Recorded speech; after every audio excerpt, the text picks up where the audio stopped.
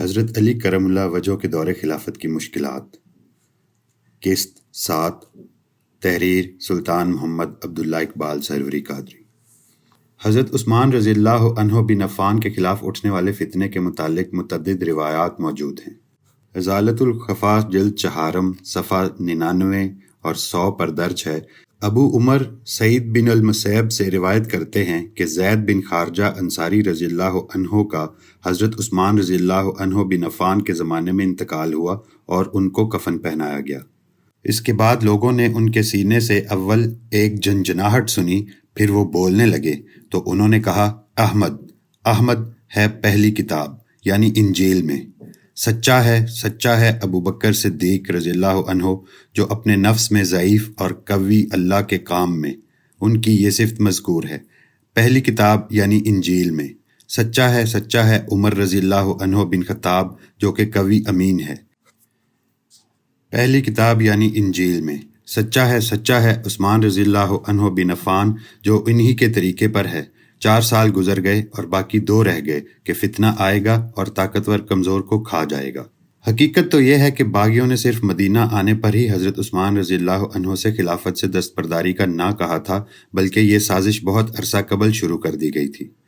اس سلسلے میں محمد رضا مصری اپنی کتاب عثمان رضی اللہ عنہ بن عفان میں لکھتے ہیں، یزید بن قیس نے حضرت عثمان رضی اللہ عنہ کی خلافت سے دستبرداری کو ایک تحریک کی شکل میں اٹھانے کا ارادہ کیا۔ اس کے ہمراہ وہ تمام لوگ تھے جو عبداللہ بن سبا کے ساختہ پرداختہ سمجھے جاتے تھے۔ کچھ مستند مورخوں نے حضرت عمرو بن العاص کے متعلق بھی لکھا ہے کہ وہ حضرت عثمان رضی اللہ عنہ کے سخت خلاف تھے۔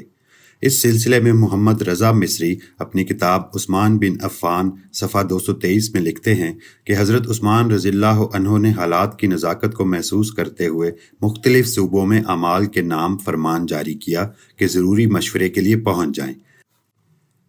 جب حضرت عمرو بن العاص کی رائے پوچھی گئی تو انہوں نے کہا، یا امیر المومنین، میرا تو خیال ہے کہ آپ رضی اللہ عنہ نے لوگوں کے کندھے پر بوجھ لاد دیا ہے۔ آپ رضی اللہ عنہ کو عدل و مساوات کے لیے کمر بستہ ہو جانا چاہیے۔ اگر یہ منظور نہیں تو خلافت سے دستبردار ہو جانا چاہیے، اور اگر اس سے بھی انکار ہے تو عزائم کو جمع کر کے بہادرانہ قدم اٹھائیے۔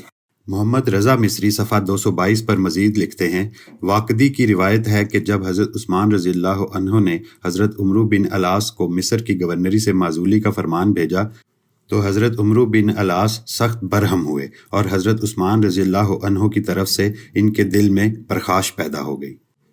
تاریخ طبری جلد 100 حصہ اول صفحہ 406 میں درج ہے کہ حضرت عمرو بن العاص مدینہ آئے تو وہ حضرت عثمان رضی اللہ عنہ پر اعتراض کرنے لگے۔ اس لیے حضرت عثمان رضی اللہ عنہ نے انہیں تنہائی میں بلا کر پوچھا، تم کتنی جلدی اپنے جلے دل کے پھپھولے پھوڑنے لگے ہو؟ تم مجھ پر طعن و تشنیع کرنے لگے ہو؟ تم مختلف صورتیں بدلتے رہتے ہو۔ بخدا اگر تمہارے اندر بغض و کینہ نہ ہوتا تو تم ایسی باتیں نہ کرتے۔ ڈاکٹر منور حسین چیمہ نے لکھا ہے کہ حضرت عمرو بن العاص نے حضرت عثمان رضی اللہ عنہ سے کہا کہ آپ عدل کریں ورنہ خلافت چھوڑ دیں۔ تاریخ ابن کثیر میں ابن کثیر لکھتے ہیں کہ حضرت عمرو بن العاص کے دل میں حضرت عثمان رضی اللہ عنہ کے لیے کبیدگی اور ناراضگی پیدا ہو گئی، اور جو بات دل میں تھی اسی کے مطابق انہوں نے حضرت عثمان رضی اللہ عنہ سے گفتگو کی۔ حضرت عمرو بن العاص نے حضرت عثمان رضی اللہ عنہ کے مقابلے میں اپنے باپ پر فخر کیا اور کہا کہ وہ آپ رضی اللہ عنہ سے زیادہ معزز تھے۔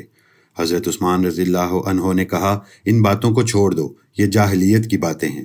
حضرت عمرو بن العاص حضرت عثمان رضی اللہ عنہ کے خلاف لوگوں کو جمع کرنے اور متحد کرنے میں لگ گئے۔ تاریخ طبری جلد 100 حصہ اول صفحہ 412 میں درج ہے کہ حضرت عمرو بن العاص جب روانہ ہوئے اور فلسطین میں اپنے گھر میں رہنے لگے تو وہ کہا کرتے تھے، بخدا جب میں کسی چرواہے سے بھی ملاقات کرتا تھا تو اسے بھی ان یعنی حضرت عثمان رضی اللہ عنہ کے خلاف بھڑکاتا تھا۔ حضرت عمرو بن العاص کا حضرت عثمان رضی اللہ عنہ سے اختلاف کافی زیادہ ہو گیا تھا۔ تاریخ طبری جلد 100 حصہ اول صفحہ 408 میں درج ہے کہ حضرت عمرو بن العاص کا نکاح حضرت عثمان رضی اللہ عنہ کی سوتیلی بہن ام کلثوم بنت ابی معیط سے ہوا تھا، مگر جب حضرت عثمان رضی اللہ عنہ نے انہیں معزول کیا تو انہوں نے ان کو طلاق دے دی تھی۔ तिबरी जिल्द सोम हिस्सा अव्वल सफ़ा 407-408 में लिखते हैं, एक दिन हज़रत उमरू बिन अलास अपने महल में अपने दोनों फर्जंदों मोहम्मद और अब्दुल्ला और सलामत बिन औज जजामी के साथ बैठे हुए थे कि इतने में वहाँ से एक सवार गुजरा। हज़रत उमरू बिन अलास ने इससे पुकार कर पूछा, कहाँ से आ रहे हो? वो बोला, मदीना से। हज़रत उमरू बिन अलास ने पूछा, उस शख्स यानी हज़रत उस्मान रज़ी अल्लाह अन्हो का क्या हाल है? वो सवार बोला, मैंने उन्हें शदीद मुहासरे में छोड़ा था। अभी हज़रत उमरू बिन अलास वहीं बैठे थे कि दूसरा सवार गुजरा। उन्होंने उससे पुकार कर पूछा, उस शख्स यानी हज़रत उस्मान रज़ी अल्लाह अन्हो का क्या हुआ? वो बोला, वो शहीद हो गए। इस पर हज़रत उमरू बिन अलास ने कहा, जब मैं किसी ज़ख्म को छेड़ता हूँ तो उसे फोड़ देता हूँ। मैं उनके खिलाफ लोगों को भड़काता रहा, यहाँ तक कि मैंने पहाड़ की चोटी पर बकरियाँ चराने वाले चरवाहे को भी उनके खिलाफ भड़काया। अरमान सरहदी अपनी किताब सैयदना अली मुर्तज़ा रज़ियल्लाहु अन्हु में लिखते हैं, हज़रत उमरू बिन अल-आस ने कहा, अमीरुल मोमिनीन, आपकी बदएतदालियों ने लोगों को एहतजाज पर आमादा किया। इसके तदारक की सिर्फ दो ही सूरतें हैं, या तो अदल इंसाफ से काम लीजिए या खिलाफत से किनारा कशी इख्तियार कीजिए। तिबरी जिल्द सोम हिस्सा अव्वल सफ़ा 419 में दर्ज है कि हज़रत उस्मान रज़ियल्लाहु अन्हु ने एक दिन तकरीर की तो उमरू बिन अलास ने कहा, ए अमीरुल मोमिनीन, आपने कई नाखुशगवार बातें की हैं। इब्न खल्दून जिल्द दोम हिस्सा अव्वल सफ़ा 356 में दर्ज है कि हज़रत उस्मान रज़ियल्लाहु अन्हु जब खुतबा दे रहे थे तो चारों तरफ से आवाज़ आने लगी, ए उस्मान रज़ियल्लाहु अन्हु, अल्लाह से डरो और अल्लाह की तरफ रुजू करो। सबसे पहले इस फिक्रे को उमरू बिन अलास ने कहा था। जहाँ तक मिस्र के हालात की बात है तो वहाँ हज़रत उस्मान रज़ियल्लाहु अन्हु के खिलाफ प्रोपेगेंडा इस कदर शदीद था कि लोग जहाद को छोड़कर खिलाफत के मामलात की इस्लाह करना चाहते थे।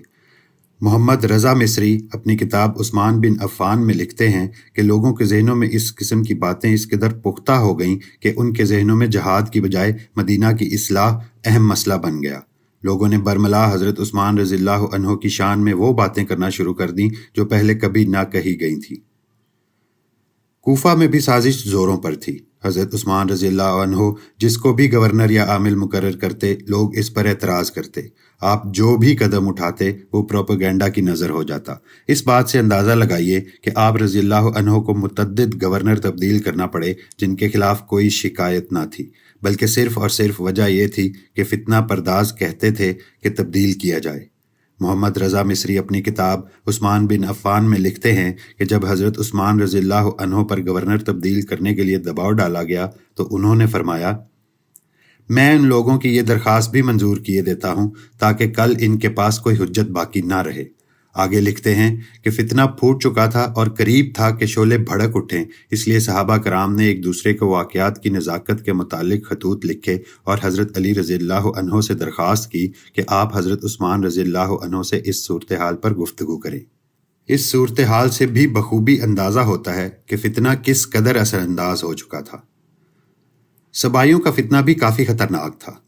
इसकी इब्तदा अब्दुल्ला बिन सबा से हुई। ये सनाए यमन का मकीन था। चूँकि इसकी वालिदा का नाम सौदा था, इसी बुनियाद पर इसे इब्न सौदा भी कहा जाता था। वो दर हकीकत यहूदी था, लेकिन उसने हज़रत उस्मान रज़ियल्लाहु अन्हु के दौरे खिलाफत में रियाकाराना तौर पर इस्लाम कबूल किया। इसकी तमाम तर तहरीकें और काविशें मुस्लिम उम्मा में तफरका पैदा करने के लिए थी, जिसके लिए उसने नए अकायद मुतारिफ करवाना शुरू किए। इसकी वजह यह थी कि जब लोगों के अकायद एक दूसरे से मुख्तलिफ हो जाते हैं तो फ़िरक़ों की बुनियाद पड़ जाती है, इत्तेहाद को दीमक लग जाती है और आखिरकार कौमें ज़वाल का शिकार हो जाती हैं। मज़ीद बरां अब्दुल्ला इब्न सबा ने इस तरह के अकायद की तबलीग की जिनको मुसलमान जल्दी कबूल कर लें और जो तेज़ी से उन्हें ज़वाल की तरफ ले जाएं। उनमें से एक अकीदा ये था कि हज़रत अली रज़ियल्लाहु अन्हु ही आप सल्लल्लाहु अलैहि वसल्लम के वसी हैं, यानी असल में खिलाफत उन्हीं को सज़ावार है, इसलिए जो दूसरा खिलाफत का दावा करे वो काज़िब है। इस सिलसिले में तारीख़ तिबरी जिल्द सोम हिस्सा अव्वल सफ़ा 382 में दर्ज है कि इब्न सबा कहने लगा कि गुज़िश्ता ज़माने में जब पैगंबर होते थे तो हर पैगंबर का वसी होता था, इसलिए हज़रत मोहम्मद सल्लल्लाहु अलैहि वसल्लम के वसी हज़रत अली रज़ियल्लाहु अन्हु हैं। आप सल्लल्लाहु अलैहि वसल्लम खातिमुल अंबिया हैं और अली रज़ियल्लाहु अन्हु खातिमुल औसिया हैं। इससे ज़्यादा ज़ालिम कौन होगा जिसने रसूलुल्लाह सल्लल्लाहु अलैहि वसल्लम की वसीयत पर अमल नहीं किया। اور رسول اللہ صلی اللہ علیہ وآلہ وسلم کے حق کو غصب کر کے امت اسلامیہ کا انتظام اپنے ہاتھ میں لے لیا۔ حضرت عثمان رضی اللہ عنہ نے خلافت پر ناحق قبضہ کر لیا ہے۔ رسول اللہ صلی اللہ علیہ وآلہ وسلم کے وصی موجود ہیں، اس لیے تم اس کام کے لیے اٹھ کھڑے ہو۔ اس کا آغاز اپنے حکام پر طعن و تشنیع سے کرو۔ اس طرح حضرت علی رضی اللہ عنہ کا نام استعمال کر کے اس نے 9 مسلموں کو اپنے ساتھ ملا لیا۔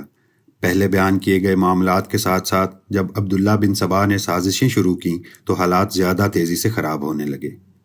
اس نے کوفہ، مصر، شام، بصرہ اور باقی جگہوں پر سفر کیا اور لوگوں کو اپنے ساتھ ملانے لگا۔ اس نے حضرت علی رضی اللہ عنہ کے لیے ایک پارٹی بھی قائم کی۔ وسیع والے عقیدے کو 9 مسلموں میں بہت مقبولیت ملی۔ جب اس عقیدے پر لوگ جمع ہو گئے تو اس کا مقصد ہی حضرت عثمان رضی اللہ عنہ کی خلافت کو معاذ اللہ مشکوک قرار دینا تھا، جس کے ذریعے ان سب کے دلوں میں حضرت عثمان رضی اللہ عنہ سے نفرت کا بیج لگ گیا۔ ساتھ ساتھ ابن سبا اور اس کے پیروکاروں نے ظاہری تقویٰ کو سختی اور پابندی سے اختیار کیا تاکہ یہ جدھر بھی جائیں لوگ ان کے معترف ہو جائیں کہ یہ تو نیک و پرہیزگار لوگ ہیں۔ یہ انسانی فطرت بھی ہے کہ انسان جس کو ظاہری طور پر اچھے اعمال کرتے دیکھتا ہے اس کی بات جلد مان لیتا ہے کہ وہ غلط نہیں ہو سکتا۔ یہ سمجھ لینا چاہیے کہ سبائیوں کی سازش بہت منظم تھی۔ آغاز سازش میں عبداللہ بن سبا نے جب عرب و عجم کے طول و عرض میں دورے کیے تو جرائم پیشہ افراد سے ملا، اور جرائم پیشہ بھی وہ جو سزا یافتہ تھے، جن کے اندر پہلے ہی حضرت عثمان رضی اللہ عنہ کے مقرر کردہ گورنروں کے خلاف نفرت تھی۔ اس نے ان جرائم پیشہ افراد کو گورنروں کے خلاف ابھارا کہ اگر حضرت عثمان رضی اللہ عنہ کو مجبور کر کے ان کو تبدیل کروایا جائے تو سب ٹھیک ہو جائے گا۔ اس طرح جرائم پیشہ افراد کی بہت بڑی تعداد اس کے ساتھ جمع ہو گئی۔ ساتھ ہی ساتھ اس نے حضرت علی رضی اللہ عنہ پر بہتان لگایا کہ حضرت علی رضی اللہ عنہ بھی چاہتے ہیں کہ ان سب گورنروں کے خلاف ہر صورت کھڑا ہونا چاہیے۔ سلطان العاشقین حضرت سخی سلطان محمد نجیب الرحمن مجز اللہ الاقدس اپنی تصنیف مبارکہ خلفائے راشدین میں رقم طراز ہیں کہ اسلام کا سب سے بڑا دشمن ایک منافق عبداللہ بن سبا تھا، جو در حقیقت یہودی تھا لیکن اپنے آپ کو مسلمان ظاہر کرتا تھا۔ ابن سبا بہت چالاک اور سازشی تھا۔ اس نے حضرت عثمان رضی اللہ عنہ اور بنو امیہ کے خلاف پروپیگنڈا کیا اور بنی ہاشم کو خلافت کا حقدار قرار دیا۔ بعض مسلمانوں کو یہ کہہ کر بھڑکایا کہ رسول اللہ صلی اللہ علیہ وآلہ وسلم حضرت مسیح علیہ السلام کی طرح دوبارہ اس دنیا میں تشریف لائیں گے۔ سازشوں اور فتنے کی سنگینی کا اندازہ اس امر سے بھی لگایا جا سکتا ہے کہ حضرت عائشہ رضی اللہ تعالیٰ عنہا چاہتی تھیں کہ وہ حج پر جانے سے پہلے حضرت عثمان رضی اللہ عنہ کے حالات بہتر کرنے میں کردار ادا کریں، لیکن جب ان کو اندازہ ہوا کہ یہ سب جو حضرت عثمان رضی اللہ عنہ کے خلاف جمع ہو چکے ہیں نہ حضرت عثمان رضی اللہ عنہ کو چھوڑیں گے اور نہ کسی اور کو جو ان کے راستے میں آئے گا، تو آپ رضی اللہ تعالیٰ عنہا نے حج کے لیے روانہ ہونا ہی بہتر سمجھا۔ اس سلسلے میں ابن کثیر تاریخ ابن کثیر میں لکھتے ہیں کہ ام المومنین حضرت عائشہ صدیقہ رضی اللہ تعالیٰ عنہا اس سال حج کے لیے نکلیں۔ آپ رضی اللہ تعالیٰ عنہا سے عرض کیا گیا کہ اگر آپ رضی اللہ تعالیٰ عنہا ٹھہرتیں تو زیادہ مناسب تھا، شاید یہ لوگ آپ رضی اللہ تعالیٰ عنہا سے ڈر جاتے۔ آپ رضی اللہ تعالیٰ عنہا نے فرمایا، میں اپنی رائے ان کے بارے میں ظاہر کروں تو مجھے اندیشہ ہے کہ مجھے بھی وہی اذیت اٹھانی پڑے گی جو ام حبیبہ رضی اللہ تعالیٰ عنہا نے اٹھائی ہے۔ بہت سے جید صحابہ نے جب یہ صورتحال دیکھی تو گوشہ نشینی کو بہتر جانا۔ اس سلسلے میں تاریخ طبری جلد سوم حصہ اول صفحہ 442 میں درج ہے کہ جب حضرت طلحہ اور حضرت زبیر کو معلوم ہوا کہ حضرت علی رضی اللہ تعالیٰ عنہ اور حضرت ام حبیبہ رضی اللہ تعالیٰ عنہا کے ساتھ بدسلوکی کی گئی ہے تو وہ بھی خانہ نشین ہو گئے۔ اس سازش کے متعلق تاریخ طبری جلد سوم حصہ اول صفحہ 451 میں طبری لکھتے ہیں کہ ابو اون مولا مصور بن مخرمہ بیان کرتے ہیں کہ اہل مصر حضرت عثمان کو شہید کرنا اور جنگ کرنا نہیں چاہتے تھے، مگر بصرہ اور کوفہ سے عراقی باغی آئے اور شام سے بھی امداد آئی تو انہوں نے ان کی حوصلہ افزائی کی۔ مضمون جاری ہے۔ استفادہ کتب: خلفائے راشدین، تصنیف لطیف، سلطان العاشقین حضرت سخی سلطان محمد نجیب الرحمن مجز اللہ الاقدس، ناشر سلطان الفقر پبلیکیشنز۔ ازالۃ الخفا، شاہ ولی اللہ محدث دہلوی۔ تاریخ طبری، تصنیف علامہ ابی جعفر محمد بن جریر الطبری، ناشر نفیس اکیڈمی کراچی۔ تاریخ ابن کثیر، تصنیف حافظ عماد الدین ابو الفدا اسماعیل، ناشر دارالاشاعت کراچی۔ عثمان ابن عفان، مصنف محمد رضا مصری۔